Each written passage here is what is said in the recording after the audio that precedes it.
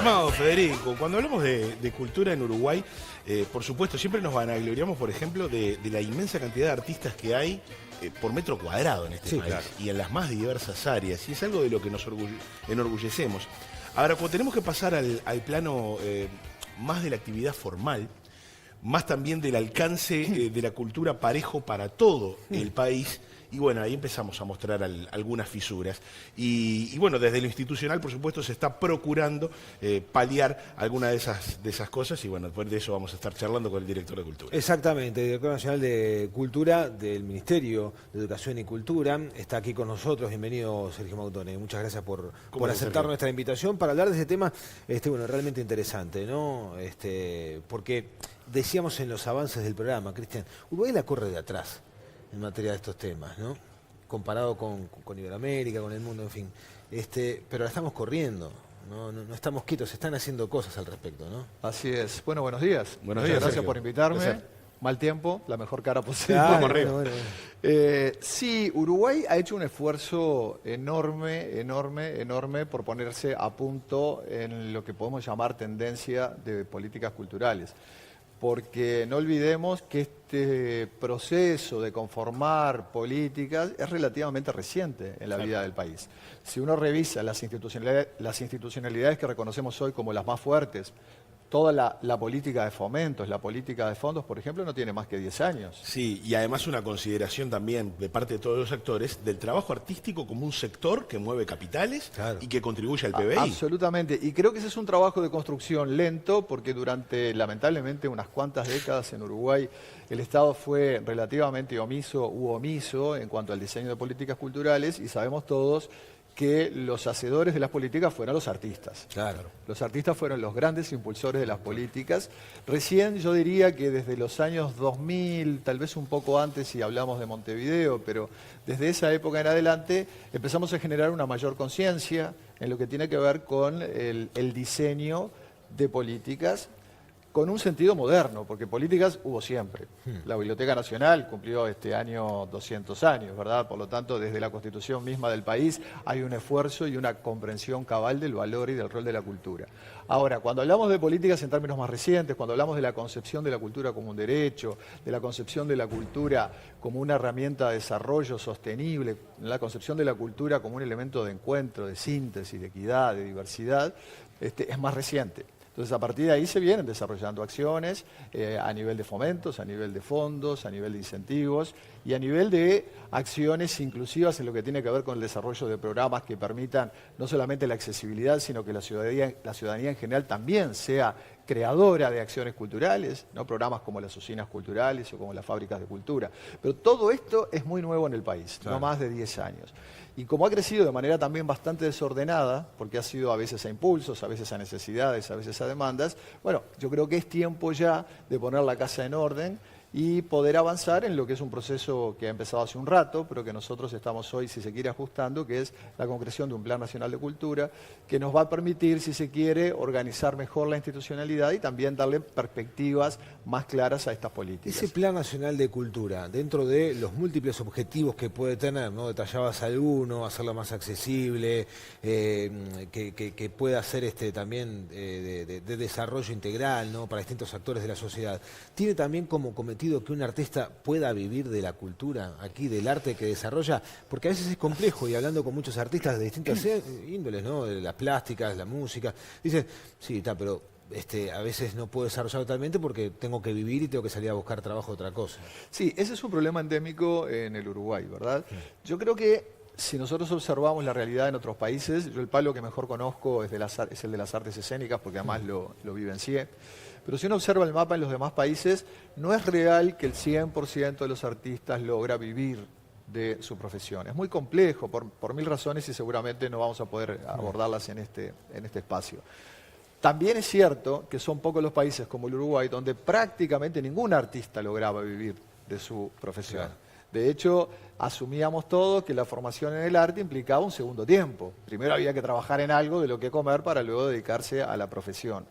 Eso afortunadamente está cambiando, no es un proceso sencillo, y creo que son varios los factores que explican ese cambio. En primer lugar, la formación. Nosotros tenemos bachillerato artístico, una vez más la referencia, hace relativamente poco tiempo.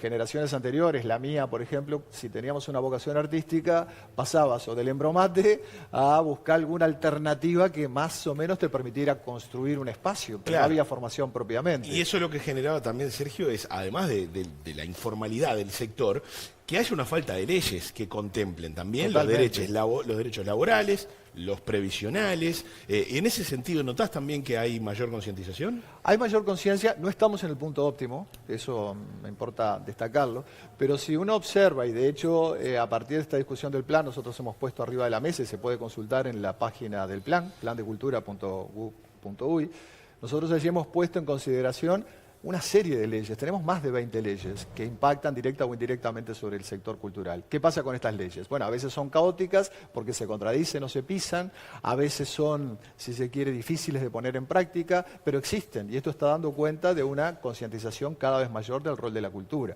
Por otro lado, el hecho de haber avanzado en el año 2012, pero con referencia al 2009, hacia la concreción de una cuenta cultura, es decir, una cuenta que nos da oportunidad de saber económicamente cuánto mueve la cultura, es un elemento que nos trasciende en cuanto a la creación, y si bien el objetivo de la cultura no es la economía, la cultura sí la crea. Claro. Sí, claro. Hoy no tenemos los números afinados, pero seguramente trascendamos largamente el 1% y muy largamente del Producto Bruto Interno. Todos estos son factores que están entrando en juego en tiempos relativamente nuevos y creo que nos dan la gran oportunidad de pensar todo este sistema de manera más ordenada, más organizada y avanzar hacia una ley de cultura que esperemos estar discutiendo. Porque, y me importa afinar hoy lo decías, Cristian, esto es un sector y creo que no lo percibimos como tal.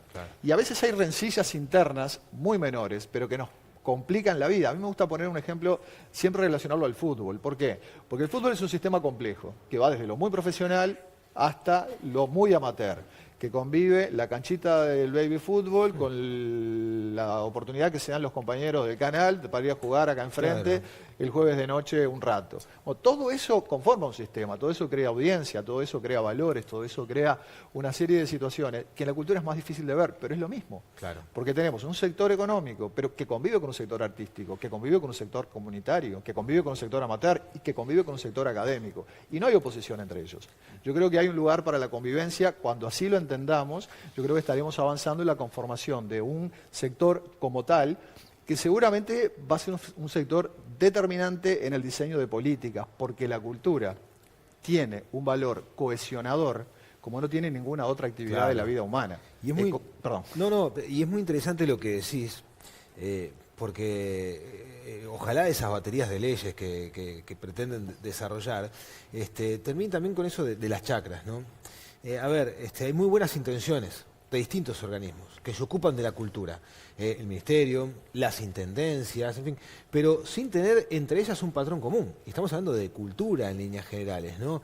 Cada cual toma sus propias decisiones, genera su propio camino, sin tener una estrategia en común desde todos los organismos que hacen a la organización nacional, ¿no? Eso creo que es producto también de las institucionalidades débiles, pero se viene trabajando, porque durante el gobierno anterior se conformó la red de directores de cultura, que es una red que convoca o engloba a los 19 directores de cultura de los departamentos del Uruguay. Y esto es muy importante por dos razones. Primero, porque a partir de la conformación de la red, todos los departamentos terminaron sumándose, nombrando un director de cultura. Esto que parece casi elemental, sin embargo, uno se remonta 6, 7, 10 años atrás y no todos los departamentos tenían dirección de cultura. Era común ver espectáculos públicos barridos y cultura o vinculado a otras áreas de actividad de las comunas. Hoy eso es una realidad que yo creo que no tiene retroceso. Entonces, el hecho de que haya un ámbito donde todos los directores se reúnan conjuntamente con la Dirección Nacional nos permite empezar a saldar esas deudas que tú señalabas.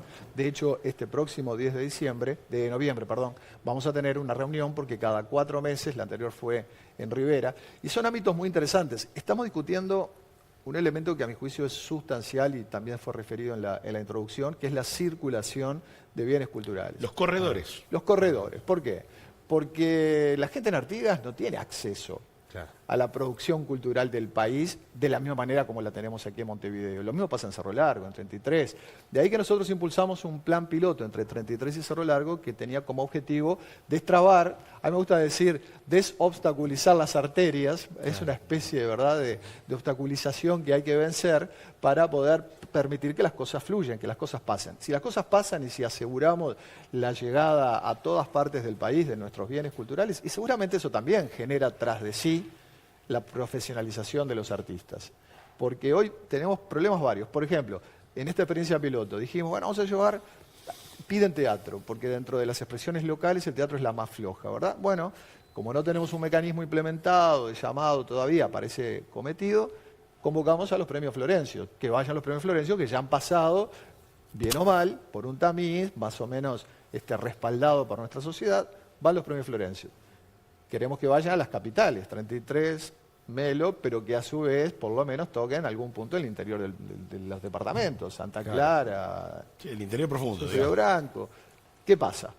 Los actores no pueden hacerlo en gira porque, por lo que hablábamos hoy, trabajan en algo distinto a esa actividad. Entonces, se dificulta enormemente plantear una gira cuando el actor no puede, el fin de semana no puede ir porque tiene función en Montevideo. No puede ir entre semana porque tiene otra actividad. Claro. Bueno, logramos hacerlo, pero todo es con un esfuerzo extraordinario. Ahora, eso también se refuerza porque no existe la alternativa frecuente de viajar al interior. En la medida que eso pase, aparecerán artistas que mirarán como oportunidad laboral esa y no una farmacia. Sería estupendo. Por último, Sergio, se cumplen 10 años de que Uruguay suscribió la Carta Iberoamericana de Cultura y se prevén festejos para entonces estos días. Contanos un poco qué es lo que va a ocurrir. Bien, la Carta Cultural es un documento muy importante, se firmó en Montevideo hace 10 años exactamente, en oportunidad de la Cumbre de Jefas y Jefes de Estado, la 16ª. El espacio iberoamericano es un espacio culturalmente muy rico, muy diverso, muy identitario, y eso ha generado poner en valor y en conciencia un documento que nos vincula a todos los países, rescatando precisamente buena parte de los valores sobre los que veníamos conversando. Uruguay propuso ser sede de una celebración, porque nos parece que es una oportunidad de potenciar la Carta, pero además lo que ella implica o connota, y en ese sentido estamos preparando una serie de actividades desde el 8 de noviembre hasta el día 15 de noviembre, creo, o 16, que tienen que ver, sobre todo en los dos primeros días, 8 y 9, con una serie de eventos que convocan autoridades internacionales de primer nivel. El día 8 comenzamos a la hora 10, todas estas actividades son con entrada libre y gratuita. Comenzamos a la hora 10 con un seminario sobre culturas culturales en la Sala Hugo Balso.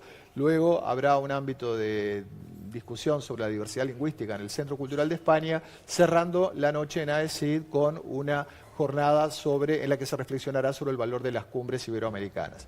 Estarán participando la Secretaria General de la CEGIP, de la Secretaría General Iberoamericana, el Secretario General de la OEI, Enrique Iglesias, conocido y amigo de todos nosotros, además de autoridades nacionales en cada una de estas instancias. Y artistas. Y artistas, por supuesto. El día 9, al día siguiente, además de otra serie de actividades, cerramos con un gran acto que va a ser celebratorio y festivo en el Teatro Solís, que va a estar anticipado por una exhibición, mejor dicho, de música iberoamericana, DJs pinchando música y videoclips iberoamericanos en la explanada del Solís desde las 17:30, y a la hora 19:30 comenzaría el acto con palabras de autoridades, con representación naturalmente del gobierno uruguayo, con la designación de un embajador cultural iberoamericano, que será Drexler, Jorge Drexler, un orgullo para el país y para todos los uruguayos, y luego un gran cierre artístico del que participará la Orquesta Juvenil, acompañando a Malena Muyala y a Mónica Navarro. Todo esto es con entrada libre y gratuita, Teatro Solís, vamos a desbordarlo, así que para nosotros una gran expectativa de que esto realmente sea un elemento de consolidación, además de presencia de todos los países iberoamericanos. Qué interesante, Sergio. Bueno, muchísimas gracias por la visita, por los anuncios, y es gratificante saber y constatar que se están haciendo cosas, ¿no? Y que el trabajo de los artistas tiene su valor en cuanto a las políticas a desarrollar. Muchísimas gracias. No, al contrario, un placer.